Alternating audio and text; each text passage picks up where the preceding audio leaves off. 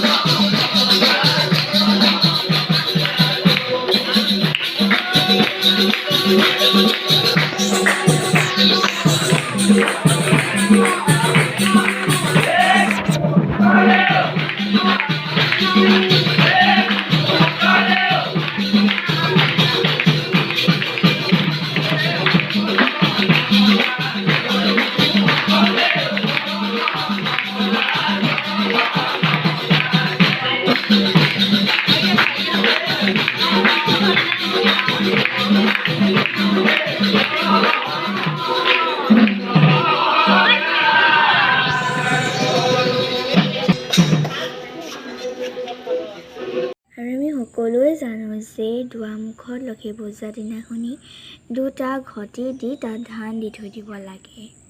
এয়া দেখিছে, মই দি থৈ দিছোঁ আৰু এটা ঘটি দেখুৱাই আছোঁ, ৰ'ব। সৰি লক্ষী দুটা নহয়, লক্ষী আদৰিবলৈ এনেকৈ দুৱাৰমুখত দিয়া হয়।